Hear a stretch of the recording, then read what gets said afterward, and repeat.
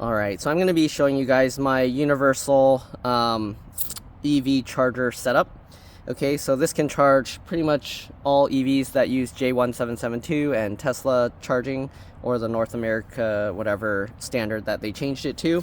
It's actually a combination of like multiple charger sets. The current charger in here is actually a 40 amp, which is probably the highest amperage portable charger you can get.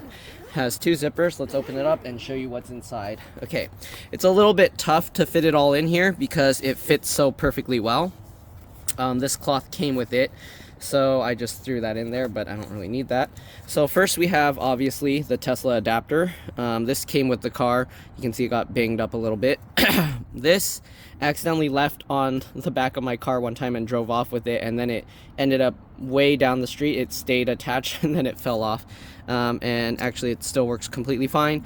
I have this little thing that I made which locks it to the adapter, so when it's plugged in the car, someone can't push the release latch to remove the J1772 charger from the adapter. They do sell these things online, but I figured, like, I have a 3D printer pen, I'm just gonna make a thing to wrap around.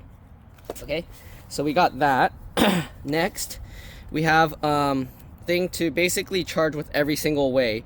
So there's this 14, what is this, 515 adapter or something, whatever it's called. Basically I have all the most common NEMA connections. So this one converts the regular like 120 volt. You can actually plug it into the 240 volts. You can see it gives that option. Obviously it will come out as a 120 volt when you plug that in, but it allows you to plug to 120 volt, and then you can take advantage of the different plug styles. Okay, it also has an on-off switch, so I use that in combination with this, which allows me to combine two standard household outlets. They do have to be on separate phases so that they can combine with each other. And then you do want to make sure that if you're using this, that other stuff on the circuit aren't pulling too much amperage. Otherwise, you can end up tripping one of the breakers, and that can be a little dangerous because you don't want to trip one and have one still plugged in, and then you touch it and you can get electrocuted. So this, as long as you know what you're doing and you're careful, I have this as an emergency, and you can see it turns it to the standard 1450. All right.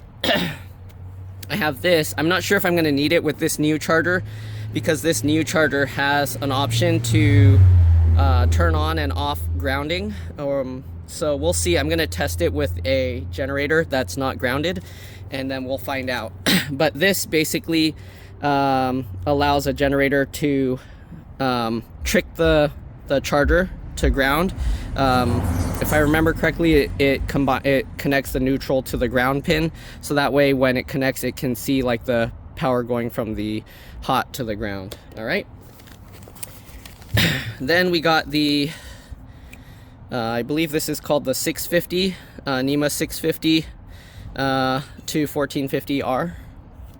Okay, this is usually common with like welding circuits and stuff. I forget the name of each plug, but you'll probably have to look it up. Okay, anyways, then we got this one, and this allows you to plug in the, what do you call, the 240 volt. That's more similar to the standard house sockets, but it has the sideways pins, as you can see on this adapter I showed earlier. So that can actually plug into here. And then I can basically convert this plug to use the 1450R, and I actually don't even need a standard plug adapter onto the charger. But this one normally supports 15 amps, which when you charge, you want to make sure that the max amperage does not exceed 80% of the max rated capacity. So this is a 15 amp, but you'd actually charge at 12. This cable, the wiring in here is actually thick enough, the gauge is low enough and thick enough to handle the 20 amp circuits. So actually this can handle charging even on the 15 amp circuits. So for the 15 amp ones, they'll have like one blade is sideways and then one blade vertical. And I forgot which is which, but with the 240 volt circuit, they'll have like one side like this. And then with the 120 volt, they'll have like one side like this. I forget which one's which. It might be flipped the other way. But yeah, this will handle both the 20 amp for 20 amp for both. Like this, as you can see, can also handle 23 amps 125 volt. This can handle 16 amps 250 volt. So it'll handle both. All right. And if I am using the 250 or 240 volt circuit, I wouldn't use this. I would just go straight with this cable, because this would support both the 15 and 20 amps. All right. Okay, so next we have the more common, I believe this is like a 10, no, this isn't, I forgot which one this is. I think this is a 30 or 40 amp circuit. I think there's a 40 amp one. Oh, here, 1030p. Okay, so actually this is a 30 amp. So this will charge up to 24 amps continuous.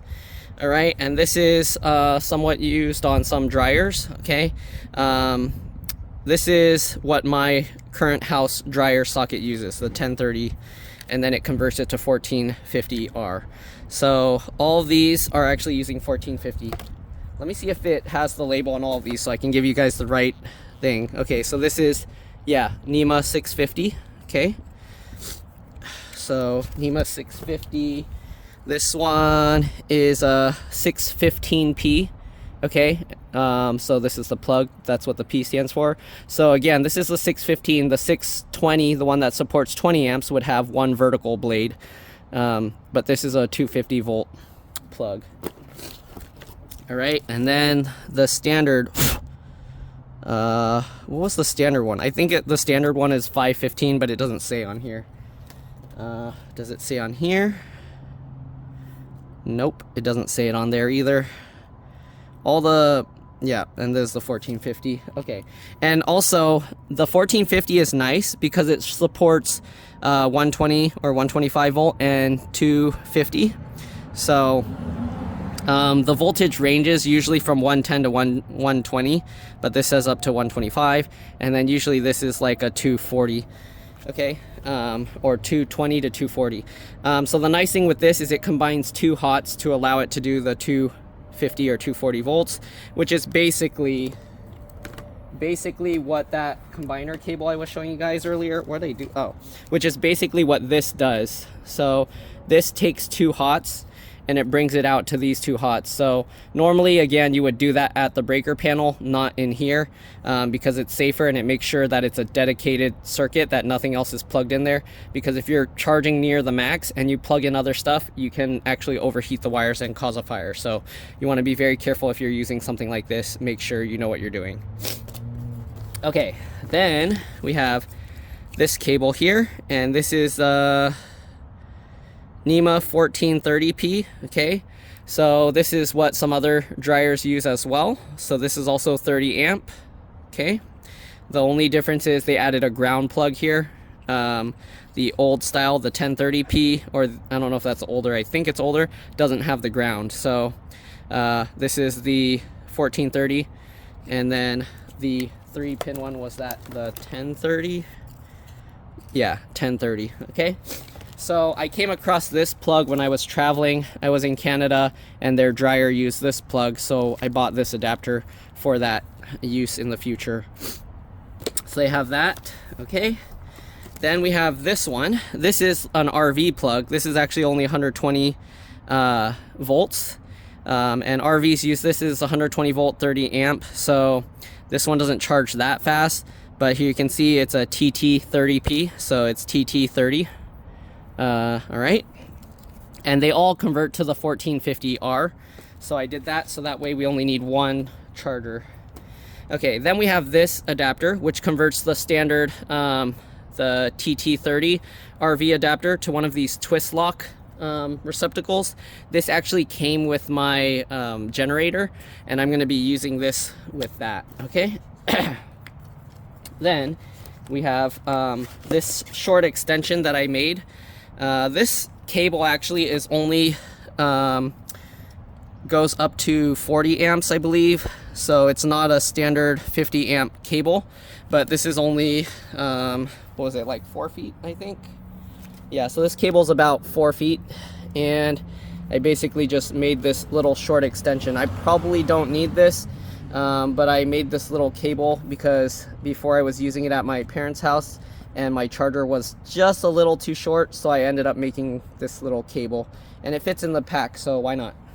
All right, then obviously we have the charger, and this charger is pretty cool because it allows you to switch between different amperages. You can set a delay.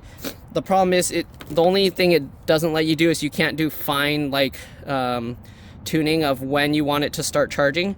I think it goes like in hour increments. So if you're trying to start it at exactly midnight and it's like 11:50, you're gonna have to wait 10 minutes to start the charging.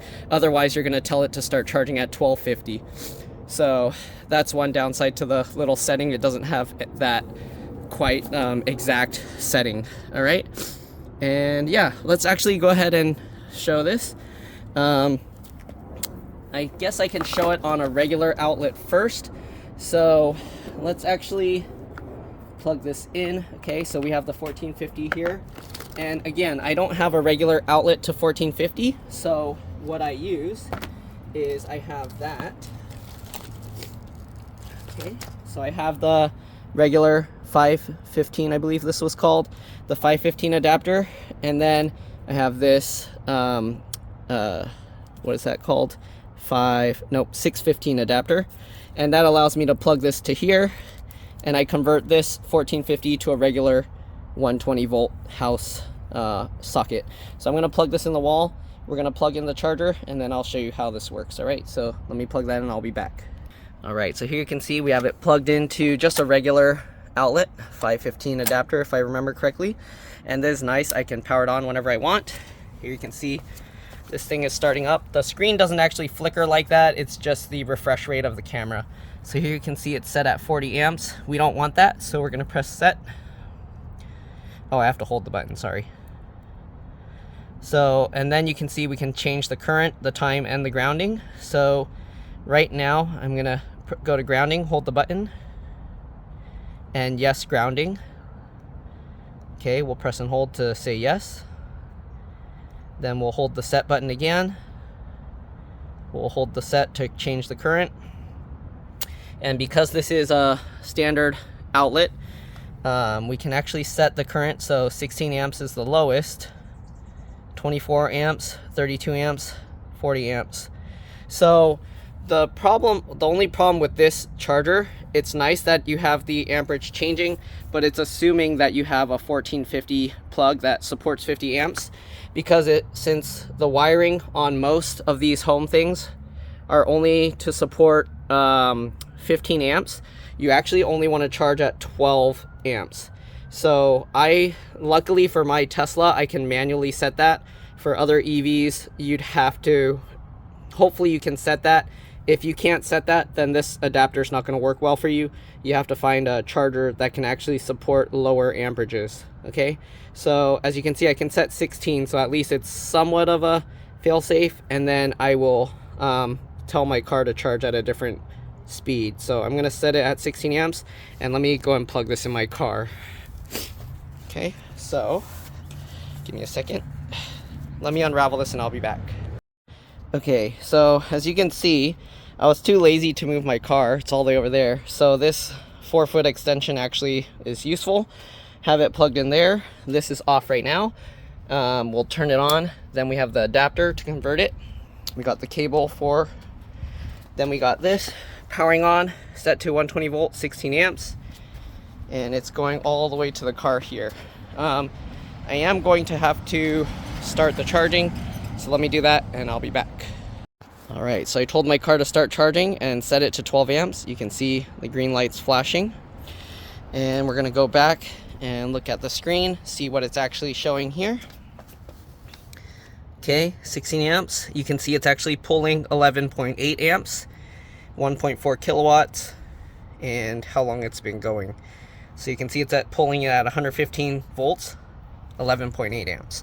So I actually told my car to pull 12 amps, and that's what it's doing. So doing well, and yeah, that's how we have it set up.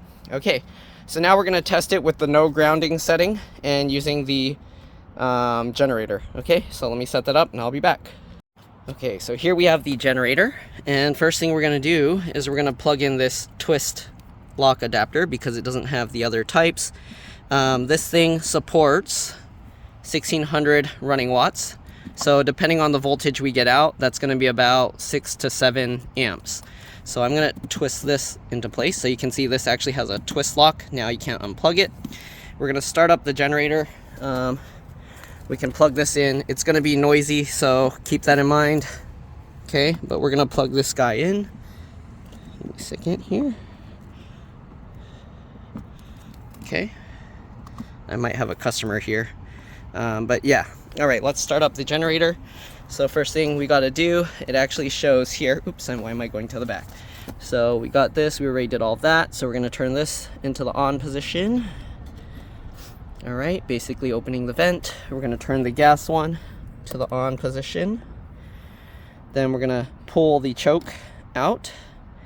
Then we're going to turn on the thing here. Okay, this one's eco mode. Last time I accidentally turned that on and I was like, why isn't my generator working? That's why.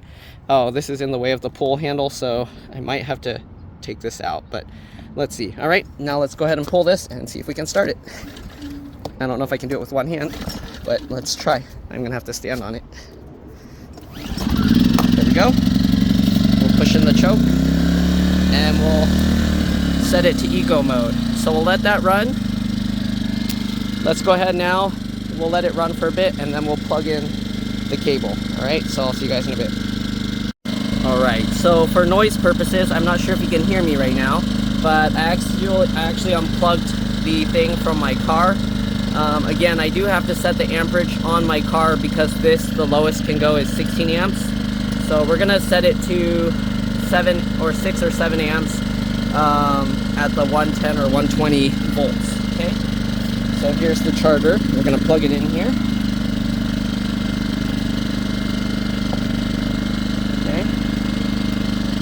Guy in there. Oops, sorry. You can see the screen came on and it's powering it.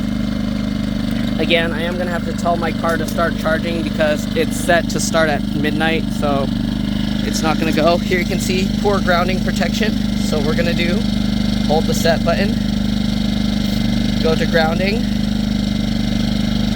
and we're going to say no grounding. And if this works, then I don't need to even worry or bother about this little cable or this little adapter, but it takes like no space, so might as well leave it in there. Anyways, let's go ahead and plug this in the car. Okay, and I could technically just start the thing from my car, so let's see in here. So that way I don't have to stop the recording. Oops, turn that off, sorry. Okay. And let's go to, oops, charging. They changed some of the stuff, so I gotta find it here. Okay, so here we have max 12 amps. Again, I'm gonna set it, wait, was it? It can handle up to 17? Let me double check here real quick, because I think it's gonna only do 120 volts. Let me see if it shows on the charger, the voltage. So, 125 volts. So let me do some quick math here and I'll be back. All right, so according to that, we should be able to do 12.8 amps. So let's actually try and do 12. All right, and let's start charging. You should hear the generator get louder.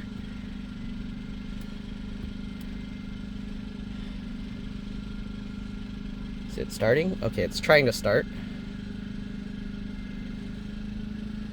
Okay, it's pulling 3, 4. There you go. There's the generator. Oh. And it couldn't handle it. So I think we're gonna have to start low and then we're gonna have to start it up. So we'll start lower. We're gonna have to stop it. Let's pull the charger out real quick. Oh, it probably went to overload on the generator. So we gotta pull this out. Oops, sorry. Plug that back in. Let's see if it's in overloaded mode or if it's, oh no, it's not. Let's turn off eco mode. Maybe with eco mode off it will work fine. Let's try. Let's start it. Okay, you can see. And it's gonna slowly go. You can see it's pulling load. Okay, it's going. Let's slowly up it.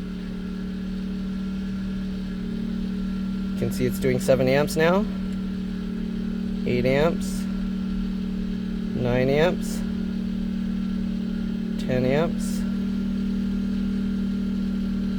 11 amps. You can hear the generator working harder, 12 amps. If I do 13, it might kill it. Let's see. 13 amps. Oh, it's working hard. It's working at 13 amps, surprisingly. It says my car will take 10 hours to charge 19%. Okay, let's try 14. Is it gonna die? It's running 14 amps. It might be very stressful on the generator, so I don't know. I don't know if I push it more, it might die, but it's only running at 119 volts right now. Let's try 15. It's going. The limit is 16 because that's what I set on the charger. So the charger actually sends to the car the max. So if I want to do more amps, I have to change that on the charger. Let's try 16. It's actually running at 16 amps, but the voltage dropped. So we'll see. I can try letting it run and see. You can see the voltage is staying. I'm kind of curious what will happen, but it's running. Let's look at what it shows on the charger.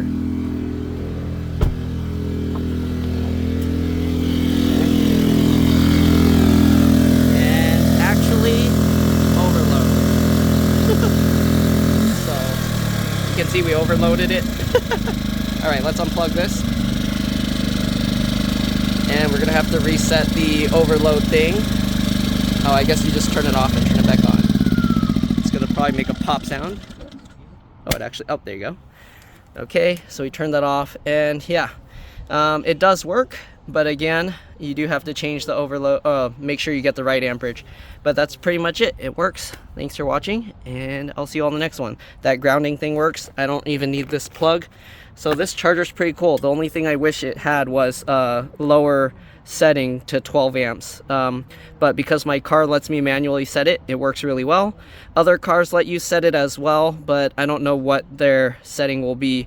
A lot of cars, when it uses this 1450R, will just take the max current that's allowed. So that's pretty much it. Thanks for watching, and I'll see you on the next one.